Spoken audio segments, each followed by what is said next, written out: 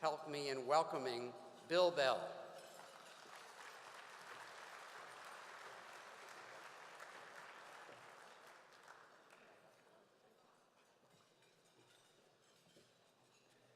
Thank you, Jim.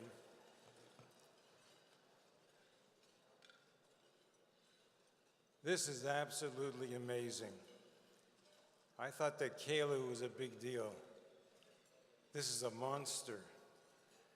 I have to congratulate Lawrence, Joe, Serge for this great, great idea. And I personally feel it's a privilege to be up here with you. When I was asked to speak, I was told that I have 18 minutes.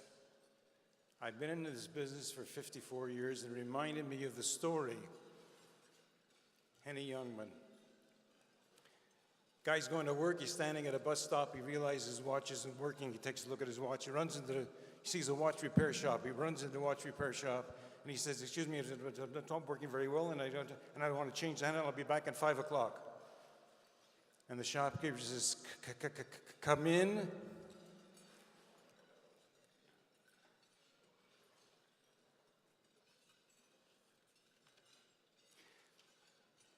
I came into the business in 1960. Prior to that, I was selling. I started selling when I was 17 years old. And I had a number of lines that I represented, and one of them was brushes. So I had to start in the business, and I had to make some calls. And I called this buyer of brushes.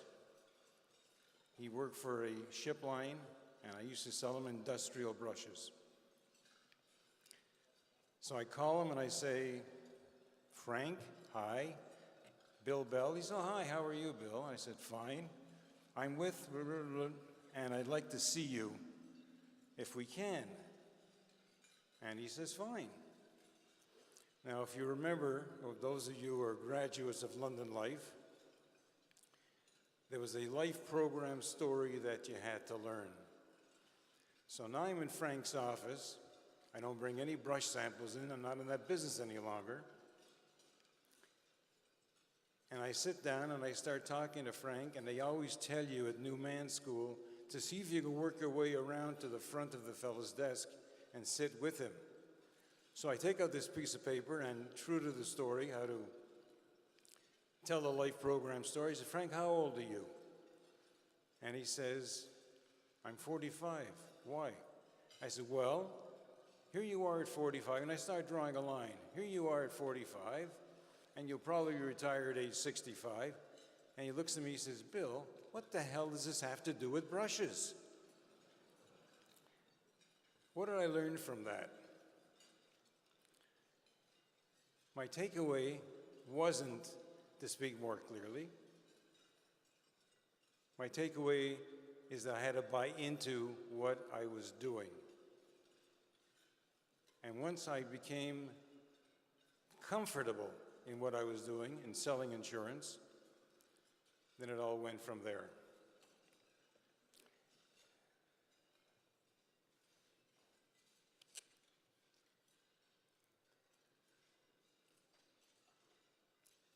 Selling is not a spectator sport. Too often, we spend too much time on the actual presentation. The client is passive. He may almost say nothing, and I'm reminded of a situation that Barry and I were involved in. We did some business about maybe 20 years ago with this client, and I always felt that there was a lot more to be done, a lot more to be done. I went back to him one day, and we sat down and we had lunch, and he said, Bill, we have a lot of money parked that's not doing much. Is there anything in the insurance industry that can maybe earn a little more money for us?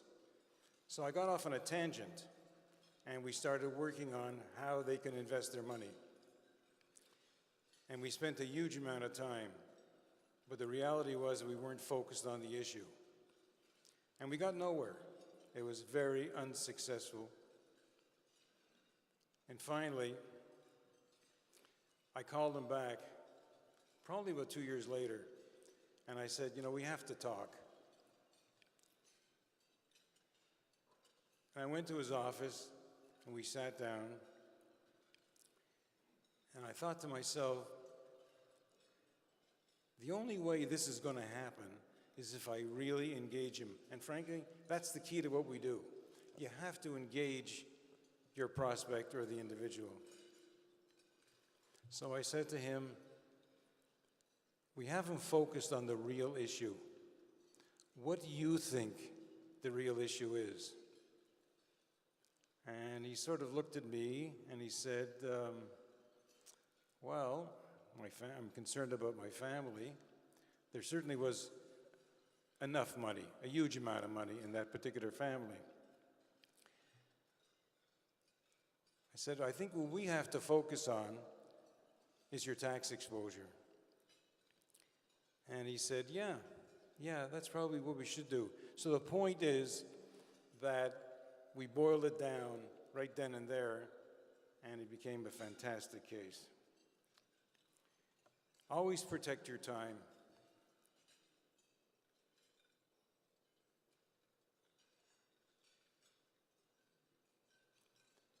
I remember going to a prospective client's office, and he was sitting and signing checks when he invited me in. And he didn't look up, he kept signing the checks, and he said, start talking, without looking at me. And I didn't say a word. And he said, 2 minutes later, I said, start talking. He was a very commanding individual, ran a big business, and I didn't say anything. He says, why aren't you talking? And I said, because you seem to be rather engaged in what you're doing, and I understand that, you're a busy guy, so maybe I should come back another time. To which he said, okay, you win. And he put down his pen, and we started to talk, and ultimately became a client.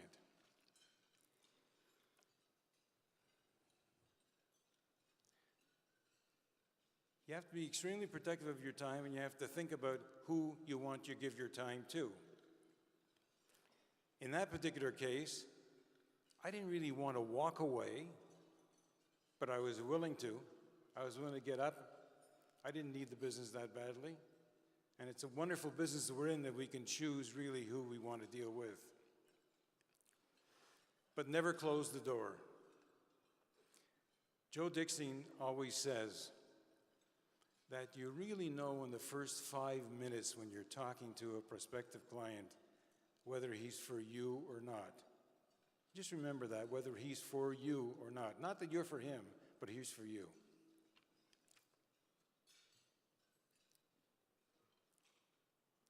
I learned a great lesson from the 2,000-year-old man. If none of you have heard it, it's just a fantastic group of two individuals, Carl Reiner and Mel Brooks, talking to each other. Carl Reiner is the interviewer, and Mel Brooks is the 2,000-year-old man. It's one of my favorite comedy routines. Carl Reiner says to Mel Brooks, "Tell me, what's the secret of your longevity?" To which Brooks replies, "Never run for a bus." And he says, "Why?" "Because there's always another bus."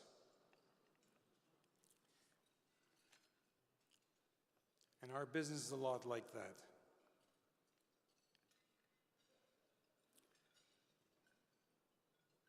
We very often find ourselves chasing situations that are just not worth our time or our energy.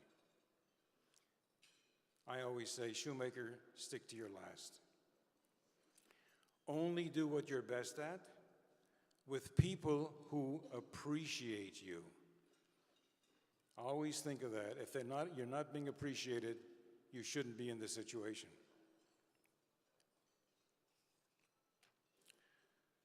Always make the deal before the deal. You have to establish a game plan so the client understands what you do and how you do it. I remember very distinctly a phone call I received maybe 15, 20 years ago from a lawyer who said, "You're going to get a phone call from so-and-so, who I happen to know." In the time I was a kid, actually. And he said, "I think he wants to do some planning." This was a group of contractors, phenomenally successful. He was going to call me. And sure enough, he calls me. And he says, "Bill, my name is so-and-so. It has come to my attention that I am not immortal." That's always stuck with me. He said, "How about coming to my office? I'd like you to meet with me and my brother. We want to talk about insurance and estate planning." This was the day before cell phones. So I went to their office. They draw me into this boardroom that probably sat 50 people. Probably sat 50 people. And one of them said to me, "Bill, how much is $50 million of insurance?" And I said, "I don't know." By the way, they always teach you in skiing, or in dancing for that matter, move your legs as fast as you can, but keep your upper body static. So my upper body is very static. My knees under the table are clacking together. And I said, "I don't know." He said, "What do you mean you don't know? That's the business you're in, isn't it?" I said, "Yeah, it's the business I'm in, but I understand why you're asking how much $50 million in insurance is." He says, "Well, what do you mean you understand why?" "I'm asking you $50 million. No, I understand because you're contractors. And everything you do, you go to market for. You check on 50 different suppliers each time you buy a nail." And he said, "That's right." I said, "We don't do that. What I do is a process, not a product. And if you want to buy into my process," and again, my knees are still clacking under the table, "if you want to buy into the process, you can deal with me. And if not, I'm sure there's 100 guys out there that'll give you the cost of $50 million of insurance." I leave the sale, I leave the office, and Barry asked me to call him as soon as I was through. So I call him, he says, "Bill, how did it go?" He said, "Well, Bill, good?" And I said, "Well," he says, "Bad?" I said, "No." He says, "What?" I said, "Different." The next day, I got a phone call. And he said, "We checked you out. What do you need?" And I remember going into the office with Joe and Barry, and we were like an RCMP raid. After we worked with the controller, we probably came up with 6 boxes of files of all their financials.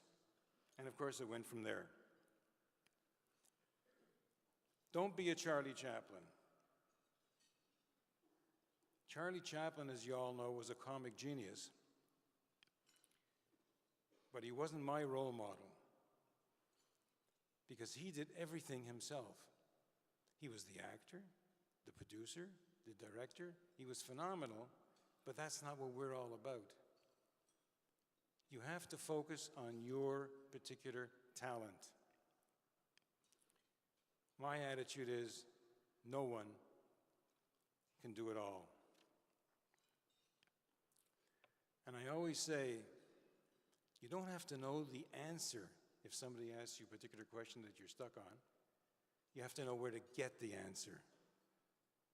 So I always feel that we have to surround ourselves with the best possible minds in the industry and feel comfortable in sharing and working with them.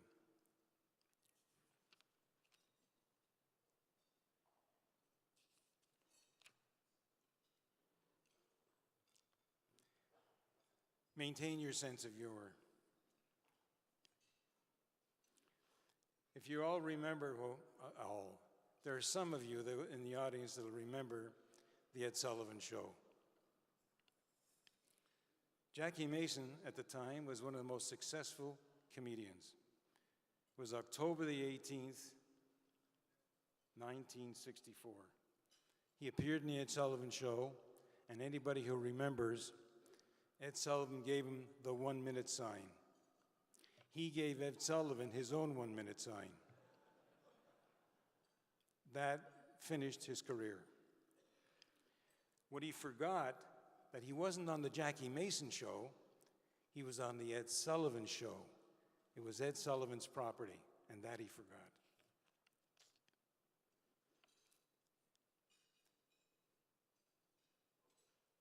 Sometimes we forget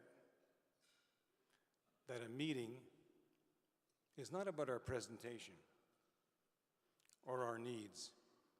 It's all about the client. You have to focus on the client.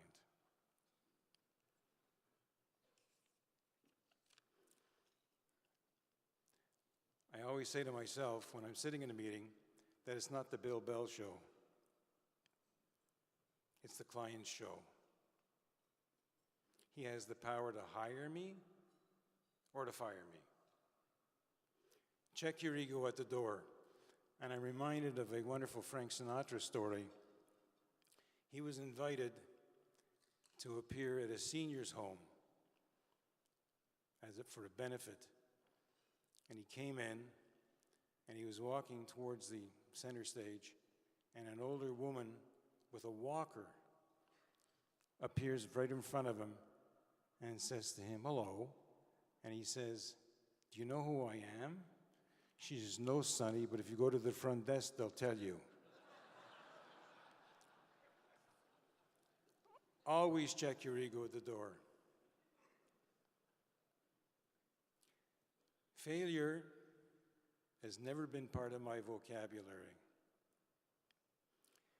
You have to eliminate the word failure. Somebody used this morning, he talked about his daughter in weightlifting. I replaced the word with experience. Anything, any time that something goes wrong, I look at it as another experience. It happened, it's behind me, let's move on. I never look at it as a failure. And hopefully, that's what I learned from.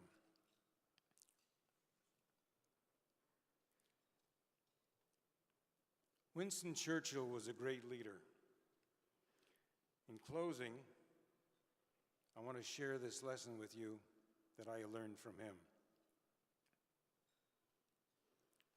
Success is not final. Failure is not fatal. It is the courage to continue that counts.